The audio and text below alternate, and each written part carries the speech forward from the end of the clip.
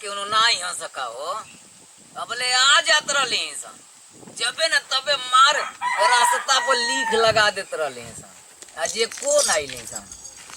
आज तनी से तो मजे का 2-4 मिनट हंसी मजाक कर लेत रही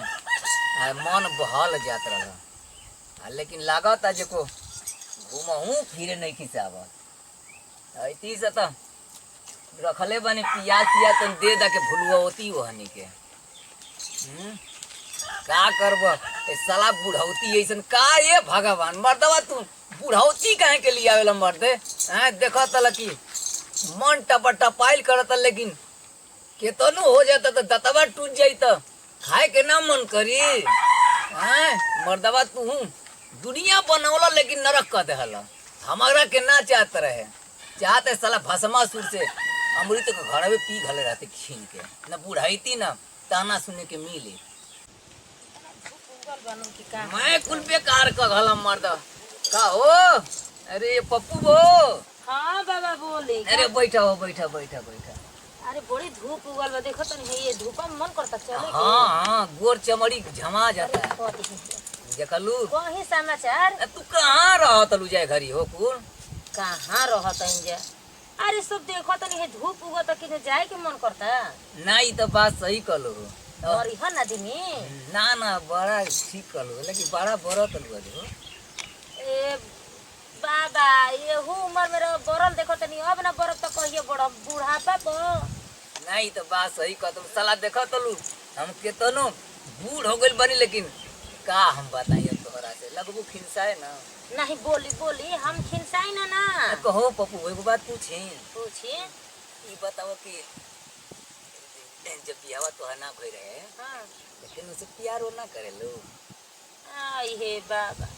ई पूछे वाला बात बा अरे बोला हो जैसे प्यार कइले होइबू ना केहू से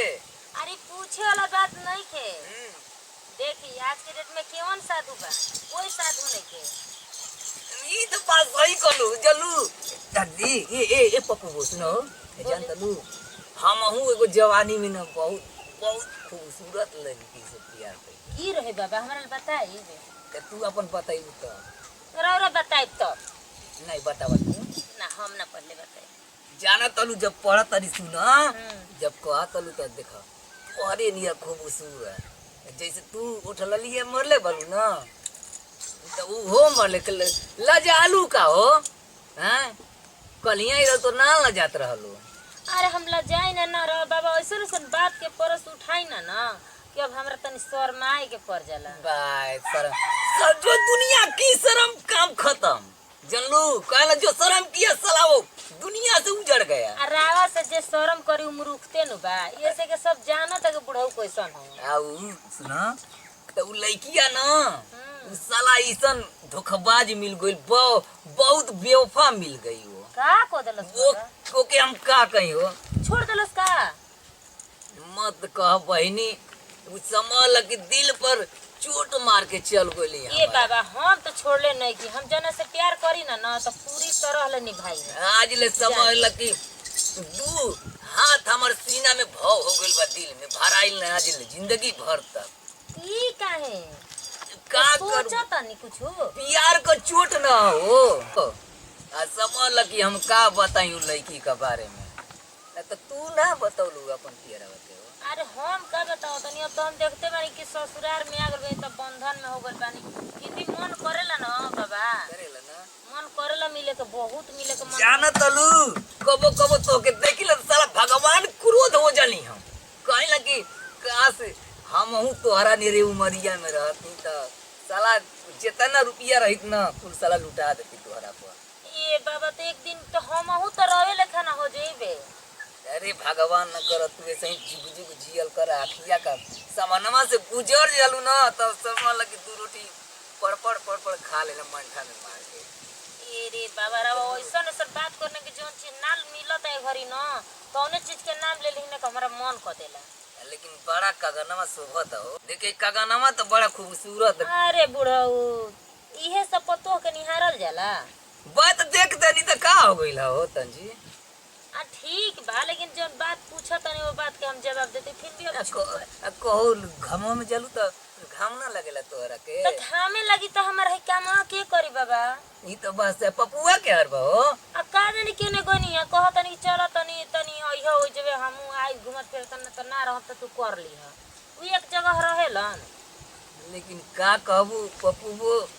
सही बताओ तनी तोहरे नहीं रे एकदम नाक नुकुसा ओठ आंख कुल हमार एगो साली रे एकदम वो करे के लागे लगी ओकर तू वही जाय दी बाबा हम अब जातनी हमर टाइम। रुक हो बैठ कहां जेबू? अब एक मिनट में तू चल जेबू। हां बताओ तो ये बाबा बैठे भर टाइम नहीं खे हमरा। का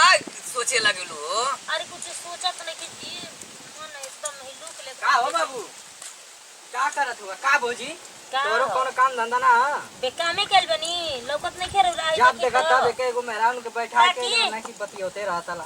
साला कहीं का मेहराल तो तू कहीं जे काम अपन माई के गोरे आवत हो करे साला नेटू बाबा डोमावा आसान न अपन जड़ियत दे के तोरे के चल के ना काट जेलवा में आई मारा असराम फसराम रहीम खईम कुल सार लोग के मुआई दे ही मार के हम लोग का नाव लेवल हमार बियाह के चक्करे में नहीं खपड़ा एगो बियाह हो कहीं हिजड़ो लेके आए रही तो ओकर तलाक दिवा देला कहतला साला खाना नहीं खपड़ा साले तलाक ना दिवा तो ए पप्पू को पहले सुनो अन्ना हम जा दी सुनो पहले बैठो सुनो अरे जाओ जा तू कोई नहीं छक्का से बियाह कैले रे सुनो छक्का से ई बताओ कर कौन सा जो जन्म यहाँ से बाल बच्चे हुई सन ई बताओ भौजी गोद लेके ना काम चल जाई अरे तो ये कैसे जानवन की छक्का रहे कि मेहरान को नहीं को दे ले पड़ाऊ भैंसा कोनो मेहरान के ले ला नेटुआ टू ये बाजी नरेगा में खटत खटत चानी के बार खिया गए आ तू एजा बैठा के ते मेहरान बखिया में अजी लवाए बाबा गई जी सुनी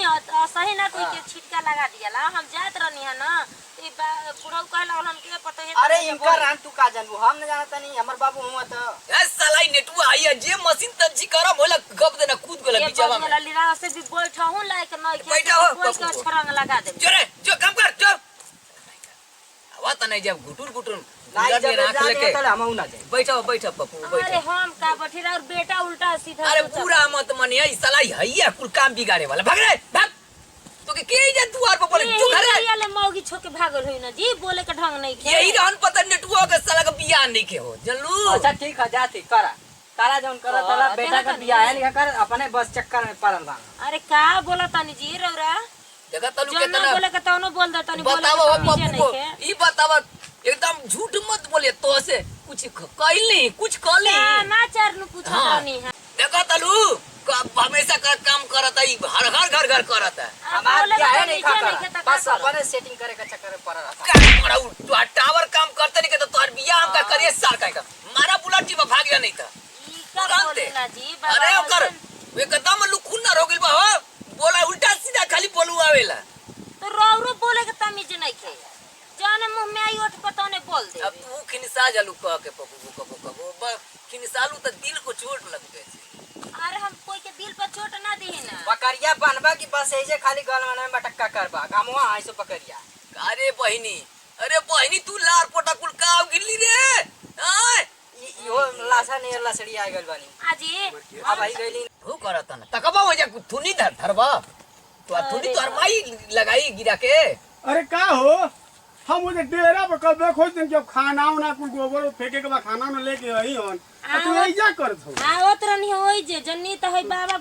कोनी तने सुनो ए पप्पू बतानी सर समाचार हो जाए कुछ ना पप्पू मर्दाबा तंची हाल चल ले खातिर अरे बाबू भैया यो नया चीज जो आता रही कबे के देखा तनी आके बस बाबू चुप के रहो। लसड़िए जे भाई साला एकदम कौनो बुलेट हो चीज गइल बा बोल हो। दी है तोरो तनी से मान बाबा के निकुले ना तो इहो एकदम हो गेल बन बहुत खराब हो गेल बन बिगड़ हां गेल बाबा होइल बानी बहुत बिगड़ गेल बन भैया तू समझाओ नहीं अरे भैया वो तो समझा बतानी बुढ़ाऊ तुम हिंदू के एकदम बूढ़ पुरानिया तरी पागल हो जाना तो ओकरा के सब पागल बन नहीं रहो बहुत नहीं खराब हो ए गेल मतलब पप्पू तू का कहले पता अपन मेहरारू से तू पूछ ना कुछ कर ए ली बाबा रात से प्राई हम लिया के जातन टेंशन मत ले पप्पू भैया जाना हुआ समझावा ही में तई हमके आज ले रहुआ रख देना बताओ एगो हिजड़ो से बियाह के नहीं हो कति बाबा को लाख देख देना क्या और काम ना कर के तो मारा बबे भर देना नहीं भर देना कर बाबा के चक्कर मत पड़ी पहले तू अपने मेहरारू के संभाल चलो घरे खाना और बनी के हम खाई में नहीं है बहुत काफी बोलतानी हे जाई हो पटहु तो हे बुढ़ावा जरे का पटह सोना लेखा हम मरद बुए जे बुढ़ावा बना जन लो नहीं चलो तो चल जाओ ओ आज पप्पू तो को जमाना बड़ी खराब हो गई हो तंची बैठा ए पप्पू जोरे बचाओ नहीं हम जब लिया के खाना ना खाई हम रुक रे अबे कबे के ताकत होई उजे अबे हम लव स्टोरी नहीं हम लिए के जाते नहीं खाना ना खाए भी होगल 12 बज गई और कब हम ताकत हम लिए के जाते नहीं जाए तो मोबाइल नंबर वो मांगला अरे बस स्कूल में हम तो बिगाड़ कर तू रास्ता में बैठ के हां हम जाते नहीं मोबाइल नंबर वो मांगला पप्पू बो हां कोई नहीं पप्पू करे कभी पावा साला मत यार का दुश्मन ने तू अब करे साला कहीं जा कभी ने मत तू बाबा करे करे पावा यार साल तू आ रहा मार के